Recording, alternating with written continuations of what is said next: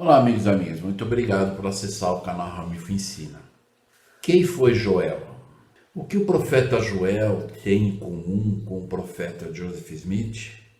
O que seria rasgar o coração e não as vestes?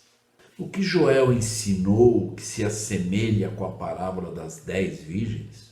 Quais são os 4 temas principais do livro de Joel? Veja isso e muito mais.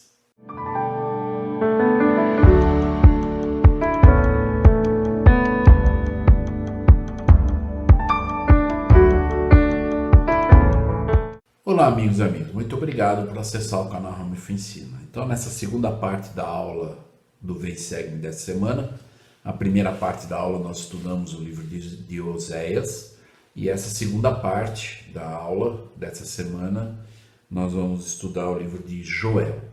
Eu escolhi algumas partes do livro de Joel para nós podermos entender.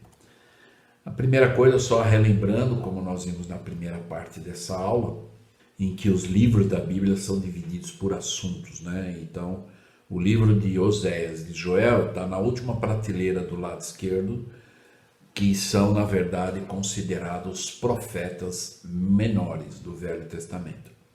Então, nós vamos ver hoje o Joel. Lembrando aqueles que não se inscreveram no canal Ramilfo Ensina, por favor, se inscreva no canal, aqueles que não o fizeram ainda. E aqueles que se inscreveram e vão se inscrever, por favor, ative o sininho e compartilhe com as pessoas que você gostaria que pudesse conhecer ou entender melhor as escrituras, né? E que essas coisas que eu estou compartilhando possam auxiliar em seus estudos pessoais também. Então, uma das coisas que nós podemos nos perguntar é quem foi Joel e quando ele viveu. Os estudiosos da Bíblia discordam quanto à época em que Joel viveu. Alguns acham que ele precedeu Amós e Oséias, por ser citado por ambos, em Amós 1:2. Mas é igualmente possível que haja ocorrido o contrário, assim, pois isto não é uma prova conclusiva. Joel pode ter servido antes do tempo de Isaías, pois este cita uma das profecias dele, de Isaías 13, com Joel 1:15. Mas pode ser que Joel citou a Isaías, levando em consideração todos os aspectos que agora nos parece provável que o ministério de Joel se deu por volta da época do reinado de Joás em Judá. O ministério de Joel foi evidentemente antes do reinado de Uzias, mas depois do infame governo de Atália, a rainha que tentou exterminar a linguagem de Davi. Então é o que nós, na verdade, sabemos sobre o profeta Joel, né? O que o profeta Joel tem a ver com o profeta Joseph Smith, então? Joel é particularmente significativo para nós porque profetizou a respeito de nossos dias. Na noite em que o profeta Moroni visitou Joseph Smith, citou Joel e disse que suas profecias logo se cumpririam. Então, se nós formos lá no História de Joseph Smith, no versículo 41, quando o anjo Moroni, então, apareceu à noite para Joseph Smith, e várias vezes ele apareceu e várias instruções foram ensinadas e dadas. E uma dessas vezes, o profeta Moroni, ao instruir Joseph, ele disse o seguinte, no versículo 41. E também citou o segundo capítulo de Joel, do versículo 28 até o último. Disse também que isso não havia sido cumprido, mas logo seria. E disse mais, que a plenitude dos gentios logo ocorreria. Citou muitas outras passagens da Escritura e ofereceu muitas explicações que não podem ser mencionadas aqui. Então eu fico imaginando aqui uma aula particular com o profeta Moroni, né? Então Joseph Smith teve, além dessas coisas que ele pôde revelar e instruir, ele disse que outras coisas que o profeta Moroni ensinou usando várias outras escrituras e explicando o seu significado. Então Joel é ainda uma das principais fontes de informações sobre a Batalha de Armagedon, um dos grandes acontecimentos da futura história do mundo. Assim, embora seja uma obra curta, o livro de Joel está repleto de valiosos vislumbres e informações aplicáveis aos nossos dias, embora tenha sido escrito há mais de 25 séculos. Então, que nós possamos entender, e ao estudar o livro de Joel, inclusive citado muitas vezes, né, principalmente em relação aos jovens, né, e os jovens se encontram aqui na revelação, quando diz que haveria um momento onde viriam os espíritos especiais para a Terra, né, então está se referindo a esses jovens. E então essa parte onde Moroni se referiu, Joel 2, do 28 até o 31, diz o seguinte: e há de ser que depois derramarei o meu espírito sobre toda a carne, e os vossos filhos e vossas filhas profetizarão, e os vossos velhos sonharão sonhos, os vossos jovens verão visões. Então, está falando da nossa época, muitos jovens especiais, né? Onde eles vão profetizar, vão ter visões. E também sobre os servos e sobre as servas naqueles dias derramarei meu espírito. E mostrarei prodígios no céu e na terra, sangue, fogo e colunas de fumaça. E o sol se converterá em trevas, e a lua em sangue, antes que veja o grande e terrível dia do Senhor. Então aqui ele está se referindo às revelações que nós podemos também comparar com o Apocalipse, né? Quando ele diz sobre a batalha de Armagedon e muitos outros grandes acontecimentos. Em Joel 2, de 12 a 22, o Senhor redimirá e abençoará o seu povo. Em todas as eras, o Senhor conclama seus filhos com as mesmas palavras: convertei-vos a mim de todo o vosso coração. No versículo 12, deseja que ele se torne o povo dele, para que possa ser o seu Deus. Então lá no 2, versículo 12, ele diz: ora, pois também fala o Senhor, convertei-vos a mim com todo o vosso coração, e isso com jejuns, e com choro, e com pranto. O versículo 13 tem algo interessante para nós entendermos e aplicarmos. Então, ele diz aqui, o elder Joseph Fielding Smith comenta a poderosa intervenção e redenção do Senhor nos últimos dias. Como, na verdade, sabeis, eles costumavam rasgar suas vestes e ficar sentados, envoltos em pano de saco quando estavam arrependidos. Então, naquela época do Velho Testamento, nós vamos ver, né, quando algumas coisas aconteceram e os profetas, eles rasgam as suas vestes, representando isso, no que eles estavam arrependidos ou estavam, na verdade, sofrendo aquele desafio momentâneo, né? Então era uma forma de eles demonstrarem isso, né? Mas aqui no versículo 13, interessante, o Senhor diz: rasgai o vosso coração e não os vossos vestidos. Então, nos dias de hoje, não é mais suficiente somente rasgarmos as vestes, demonstrando, na verdade, um sentimento de sofrimento e tudo mais. O Senhor está dizendo: rasgai os vossos corações. O que seria isso? Humilhai-vos, preparai-vos, ó Israel, para que possais receber minhas bênçãos, para que possais ser protegidos na condição que está por vir. Então, rasgar o coração é estar convertido. E nós precisamos, como o Elder Beden ele ensinou, em algumas conferências gerais passadas, que até ele diz: eu ouso falar sobre a palavra ir, né? Porque muitas pessoas falam, eu vou à igreja, né? E ao invés de ir, não é somente ir, ir na igreja não é o suficiente, mas é ir na igreja e se tornar algo que Deus espera que nos tornemos. Então esse é o efeito. Alguns falam de ir para a missão. Então é ir para a missão e se tornar aquilo que Deus requer naquele momento e tempo no campo missionário, com as designações e as experiências e tudo mais. Então que nós possamos entender isso. Às vezes o verbo ir não é suficiente somente ir. Lembra quando o Nefe, ele tinha um lema, né? Primeiro Nefe 3, versículo 7. Todo mundo, né, sabe de cor. Então lá ele diz: eu irei, Mas ele completa dizendo, e cumprirei. Então ele não está dizendo, eu irei, eu vou, só vou. Mas ele está dizendo, eu vou e vou cumprir. Vou me tornar aquilo que Deus espera de mim. Então, aqueles que desejarem entender melhor, estudem profundamente o primeiro NEFT 3.7. Muitas pessoas às vezes param só no eu irei e cumprirei. Mas tem muitos outros, na verdade, princípios de doutrina que nós podemos aplicar. Então, eu irei e cumprirei. Quer dizer, começar e terminar. Nós falamos isso em alguns vídeos anteriores também. Ok?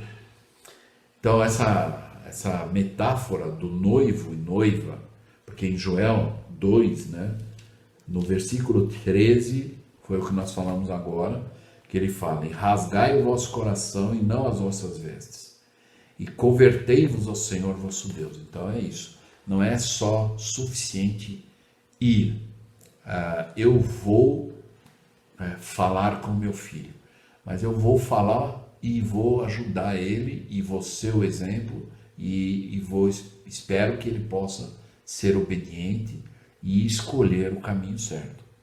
Então não é somente suficiente ir.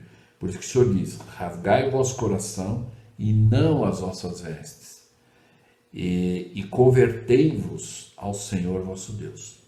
Conversão é fazer, é agir, estar alinhado à vontade de Deus, não é só estar lá, Porque Ele é misericordioso e é clemente, e tardio em irar-se, e grande em benevolência, e se arrepende do mal. Mas vamos lembrar aqui que na tradução, porque mais uma vez, lembra, nós falamos na primeira parte dessa aula do livro de Oséias, o que acontece lá é simbólico e não literal. Então, da mesma forma, o final desse versículo 13 do capítulo de Joel 2, diz aqui, o que dá-se a entender que Deus se arrepende. E nós já vimos isso em várias outras aulas, que Deus não se arrepende do que ele faz, Então, lá no rodapé, na tradução do profeta José Smith, ele explica, ou ele dá uma versão inspirada, para que aqueles que apenas leem o versículo entendam literalmente. Então, lendo o versículo 13, ele nos remete ao rodapé, e olha só o que o rodapé diz. E arrependei-vos e convertei-vos ao Senhor vosso Deus, porque Ele é misericordioso e é clemente e tardio em irar-se, e grande em benignidade. E aonde fala no 13, e se arrepende do mal, na versão inspirada, e Ele desviará de vós o mal. Então, Deus não se arrepende do que faz, mas a versão correta aqui deve ser compreendida no final do versículo 13, se arrepende do mal, o correto seria que Deus vai desviar os seus filhos do mal. De que maneira? Instruindo, olha, esse é o caminho certo e esse é o errado. E claro que a escolha é nossa, mas Deus sempre está nos instruindo, através dos profetas, das escrituras, dos nossos pais. Então, lembrando alguns vídeos anteriores, agora recente, que nós vimos lá a parábola dos atalaias, quando nós estudamos o livro de Ezequiel. Então, aqueles que quiserem entender melhor o que é o papel do atalaia, então nesse vídeo, a parábola dos atalaias, eu fiz uma aplicação aos pais e filhos. Então, aqueles que querem entender melhor, eu os convido a assistir esse vídeo, ok? Já no versículo 16, a metáfora do noivo e da noiva, o que seria isso? Então, aqui no versículo 16 de Joel 2 diz, congregai o povo, santificai a congregação, ajuntai os anciãos, congregai as crianças e os que mamam. Então aqui olha só, congregai o povo, quer dizer, chama o povo para vir, e não é só ir, Olha, não é só estar lá. Santificai a congregação, além de chamar a congregação, convocar ela, reunir com ela, é santificar. E qual é a maneira que se santifica a congregação? Nós vemos hoje, infelizmente, são poucos, mas ainda tem. Eu me lembro de uma aula que eu estava ministrando na escola dominical, e até uma pessoa fez um comentário de um dos vídeos que ela assistiu do Vem Segue-me, e essa pessoa fez um comentário: por que nós não podemos ter uma aula assim, desse entendimento na escola dominical? Então esses vídeos, que aqueles que assistem, então essa irmã, ela disse: por que a gente não pode ter uma aula da escola dominical com esse entendimento que a gente vê no vídeo? Então isso depende muito dos professores, aqueles que ministram. Mais uma vez, vamos lembrar aqueles que ensinam na igreja, aqueles que ensinam os jovens, ensinam na escola dominical, né? Ou mesmo nas classes, né, do sacerdócio, da socorro, dos jovens ou da primária, que a gente possa lembrar da importância, conforme alguns treinamentos mundiais que nós tivemos alguns anos atrás, e nenhum desses treinamentos, o Elder Holland e o Elder Christofferson, eles falam claramente sobre, até inclusive o Elder Holland, eu achei muito interessante ele dizer: eu preciso melhorar nisso também. Porque às vezes a gente quer dar aula, por exemplo, ensinar o bloco inteiro. Então, se a designação é Joel, capítulo 1 até o capítulo 3, o professor às vezes quer dar o capítulo inteiro.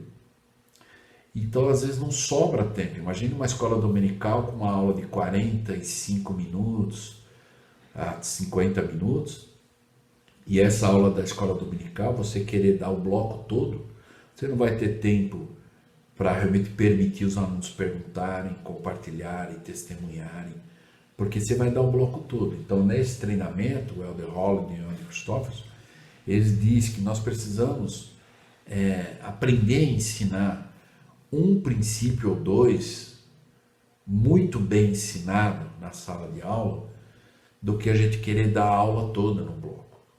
Alguns professores às vezes têm o receio de, quando ensinam, de que não, mas tem muitas coisas importantes, então escolha aquilo que você conhece a sua classe. Escolha um princípio ou dois. Não se preocupa com o restante, porque o restante vai voltar em outras aulas, outras designações, porque a doutrina de Cristo é ensinada em todas as Escrituras. No Velho, Novo Testamento, Livro de Mórmon, Doutrina e Convênios, perde de grande valor. Então vai voltar. Só que você vai escolher os princípios. Claro, o professor tem que estar pronto para dar a aula toda. Na sua preparação, você estuda a aula toda. Mas você escolhe um princípio ou dois. Agora, já aconteceu de eu, por exemplo, estar ministrando uma aula e às vezes uma pergunta, né, mudou aquilo que eu escolhi ensinar, por causa daquela pergunta. Só que eu estava preparado, porque eu preparei a aula toda.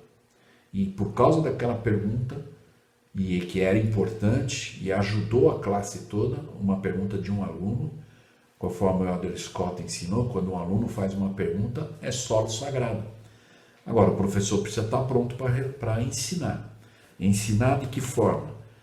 Abrindo as Escrituras. Muitos professores dizem: eu não sei qual foi o profeta que falou, eu não sei qual foi o apóstolo que falou, e não dá a origem, não dá a fonte. Então, talvez o professor possa até, como é uma maneira, uma técnica de ensino também, você fazer perguntas. De repente um aluno faz uma pergunta, mesmo que você saiba a resposta, às vezes dá a oportunidade de outro aluno responder. E dizer: quem é que poderia responder essa pergunta? Quem é que tem uma escritura que pode confirmar essa doutrina? E às vezes vai te ajudar, às vezes nem você lembrou daquela escritura, mas um aluno lembrou. E é por isso que a seção, então, 50, versículo 22 diz: aquele que ensina, aquele que prega, aquele que recebe, ambos se regozijam. Porque nós vamos ensinar e vamos ser ensinados. E essa é a beleza do ensino. Então, nesse versículo que o Senhor diz: congregai o povo, santificai. Santificar é ensinar a doutrina, é a doutrina de Cristo, conforme os profetas estão ensinando. Nós não podemos dizer: eu acho que, e dizer: olha, é isso, existe uma citação, mostra a fonte, da citação que você usa, ou então uma escritora, ó, tem uma escritura que confirma isso, abre a escritura, convida os alunos. Um professor, muitos professores dão aula atrás do manual. O manual que o professor tem que ter na mão são as escrituras. Manual é um recurso de preparação de aula. Existem várias boas perguntas no manual. Coloca lá, na verdade, um post-it, aonde você, né, pretende fazer essa pergunta, cola nas suas escrituras. Não leva o manual para a sala. Abre as escrituras. Porque um professor que não abre as escrituras, seja ela de papel ou digital, mas o professor que não está com a escritura nas mãos, os alunos não vão abrir também. Então, essa metáfora que diz congregai o povo, santificai o povo, ele diz, ajuntai os anciãos, os mais experientes, as crianças e os que mamam, ou seja, os novos. Aí ele diz, saia o noivo da sua recâmara e a noiva do seu aposento. Recâmara quer dizer um quarto oculto. E a noiva do seu aposento, que é um leito nupcial. Então aqui está falando da noiva e do noivo. E nós sabemos uma representação simbólica disso. O noivo é Cristo e a noiva somos nós. Então Joel ele tá dando essa visão para esse povo da época e para nós hoje. Então é muito bem colocado. Israel desposou o Senhor no convênio abraâmico. Então, ou seja, é um casamento no convênio, né? Então o povo de Israel, assim como nós, quando fazemos convênios, nós fazemos convênio se casando com Cristo, espiritualmente falando, no convênio abraâmico. O noivo era Jeová e a noiva é Israel, que somos nós. O noivo vinha reclamar sua noiva temporariamente afastada por sua iniquidade. Então, vamos lembrar na primeira parte dessa aula de Oséias, do casamento de Oséias com Gômer, que Oséias representava o Senhor e Gômer, a sua esposa, representava Israel. E que houve uma traição e ela se afastou, adorou ídolos, se arrependeu e voltou. E o Senhor está de braços abertos. É exatamente o que Joel também está dizendo aqui. Mas aqui ele faz a comparação do noivo e da noiva claramente também. Uma outra coisa que nós podemos aprender aqui também é a parábola, né, das 10 virgens. Eu acho que muitos de nós já ouvimos falar. Aliás, tem um vídeo especificamente sobre a parábola das 10 virgens. Aqueles que quiserem assistir, eu os convido a assistir para lembrar. E eu explico essa parábola das 10 virgens detalhadamente. Eu não vou fazê-lo agora, mas aqueles que quiserem ampliar a visão ou ter um entendimento melhor, uma compreensão melhor, mesmo para aqueles que já assistiram esse vídeo e aqueles que ainda não assistiram, eu os convido. Então é só buscar lá nos vídeos, a parábola das 10 virgens, ok? E aí eu estou explicando detalhadamente o significado da parábola das 10 virgens para os dias de hoje. Eu gostaria apenas só de usar uma escritura que é de Doutrina e Convênios, né? 45, 56 a 50. Essa parábola das 10 virgens está em Mateus 25, de 1 a 13. Mas o interessante, e vocês vão notar que assistir o vídeo, antes de eu explicar essa parábola, eu mostro que nas escrituras modernas, em Doutrina e Convênios, o Senhor se referiu a essa parábola. E ele disse assim: nesse dia, quando eu vier em minha glória, cumprir-se-á a parábola de que falei concernente às 10 virgens. Então, quando o Senhor revelou lá na seção 45 para o profeta, ele disse assim: olha, quando eu vier na minha glória, vai se cumprir essa parábola, né? Que é Mateus 25, a parábola das 10 virgens. Então, aqueles que desejarem ampliar o seu entendimento, vai lá, assista esse vídeo, estuda a parábola junto com o vídeo e você vai ter esse entendimento. Talvez você vai ter algum entendimento, você talvez vai ouvir a voz do Espírito de coisas que talvez eu nem vou mencionar, mas você vai ter revelação pessoal também. Então, convido vocês a rever o vídeo, ou quem não viu ainda, que veja. No 57 ele diz: pois aqueles que são prudentes e tiverem recebido a verdade, e tomado o Santo Espírito por seu guia, e não tiverem sido enganados, em verdade vos digo que não serão cortados e lançados no fogo, mas suportarão um dia. No 58, e a terra será dada por herança, e multiplicação e tornar-se-ão fortes, e seus filhos crescerão sem pecado para a salvação. Então volta lá quando o Senhor disse aqui no 16 de Joel 2, congregai o povo, santificai a congregação, e é isso, não é? Os pais serem o exemplo para os filhos. Alguns vídeos anteriores que intitulado, né, Pais bons, filhos semelhantes. Então quem quiser assistir esse vídeo também, então está dizendo aqui, e aí os seus filhos vão receber essa herança. Aqui está dizendo que é possível os filhos viver sem pecado e buscar essa salvação. No 59 diz, porque o Senhor estará em seu meio, e sua glória estará sobre eles, e ele será seu rei e seu legislador. Então, quando nós convidamos, ou nos convertermos a Cristo, nos alinharmos à vontade de Deus, Ele vai estar no nosso meio. Então, realmente, a possibilidade de cairmos em pecado vai ser muito uma exceção, talvez. Nós, na verdade, não somos perfeitos. Sabemos que nessa vida não vamos nos tornar 100% perfeitos. Mas nós podemos eliminar linha sobre linha.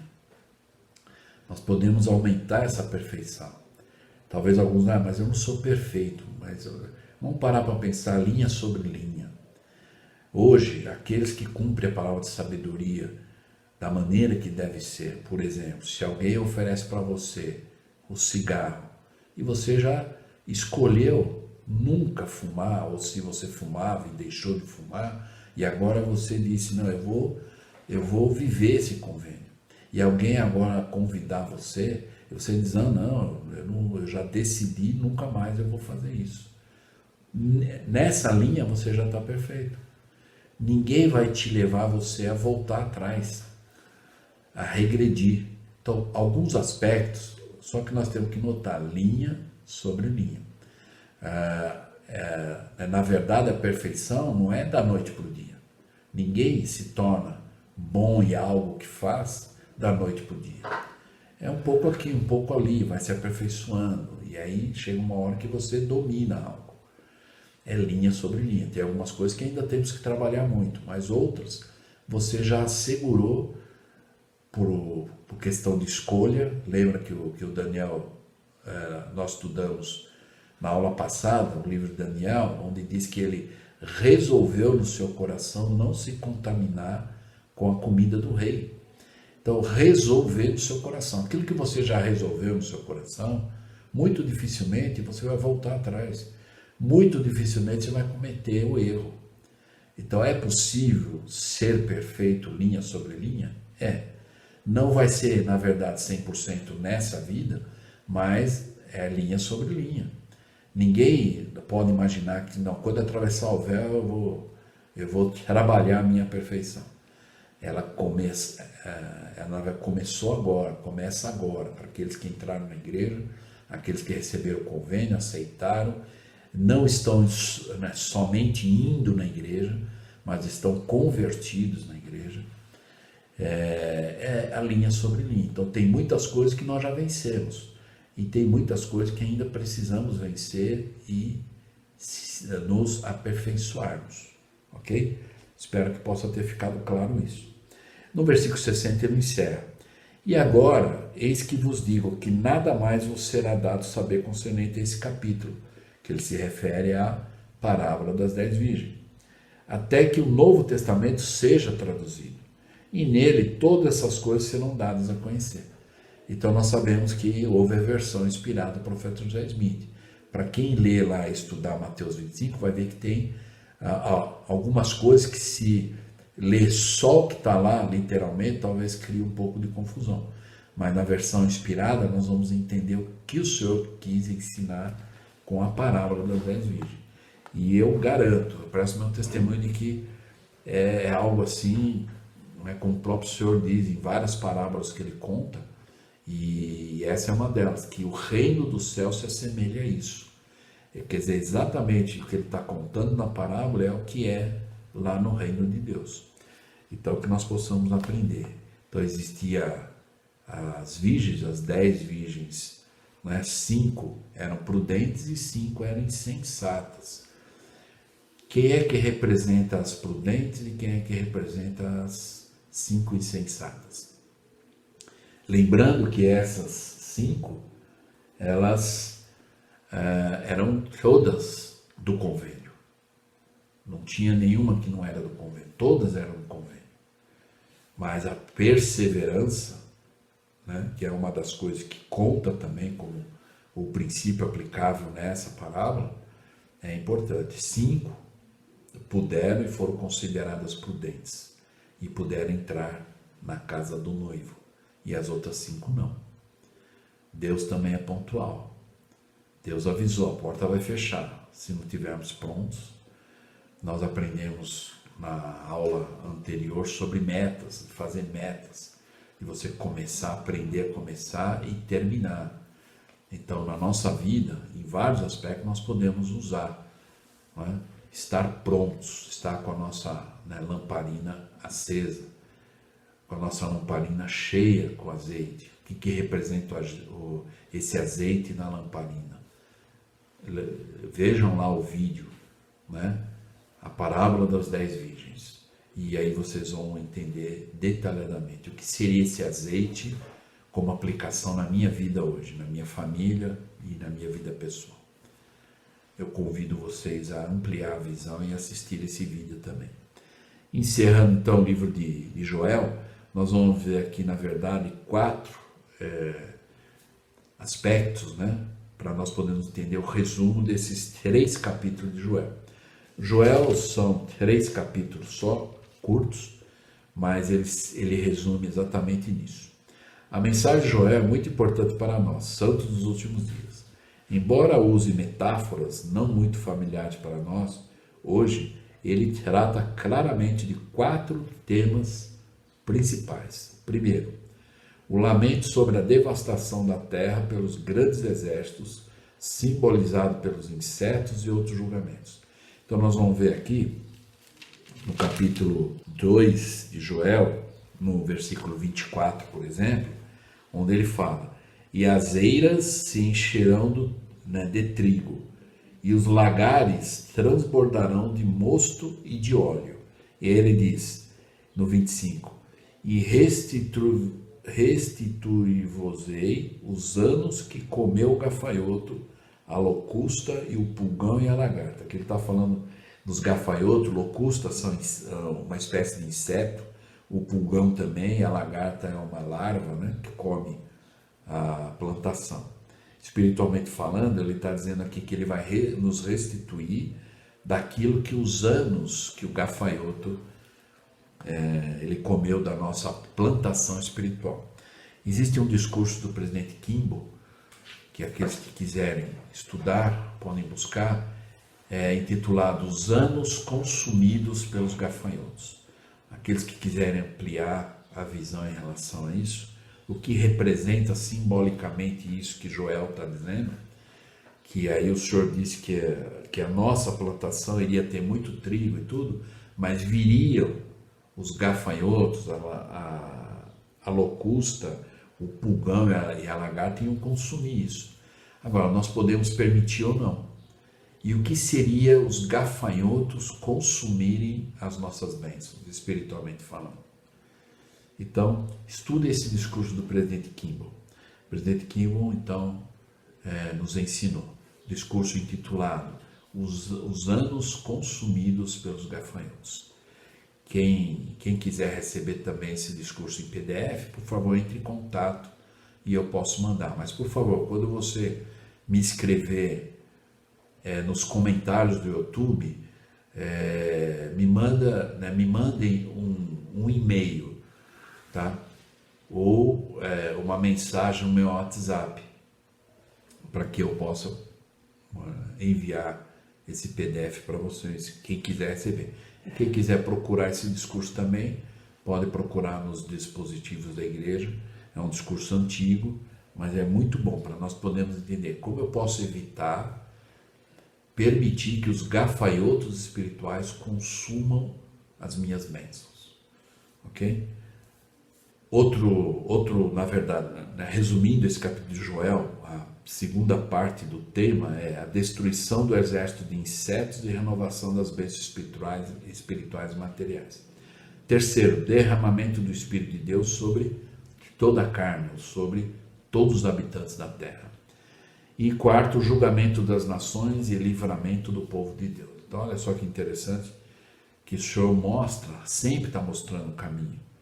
Mesmo que seja talvez por escrituras que nós temos que fazer um estudo, entender simbolicamente o que representa, quais são as lições espirituais e aplicações que eu posso usar na minha vida e na minha família. Encerrando, Joel viu os dias anteriores à segunda vinda. Procurou advertir e ao mesmo tempo profetizar a respeito desses eventos.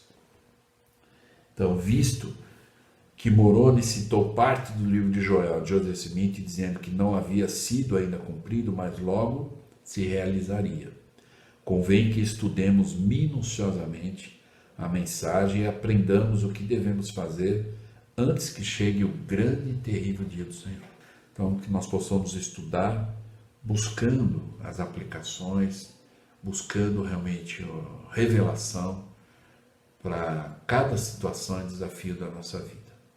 Então, eu espero que eu possa ter ajudado com essa lição de Joel e então completando o estudo do Vem Segue-me dessa semana. Lembrando então aqueles que não se inscreveram no canal, por favor, se inscrevam, ative o sininho e convide os seus contatos também para assistir o vídeo. Eu espero que eu possa ter ajudado e até a próxima aula.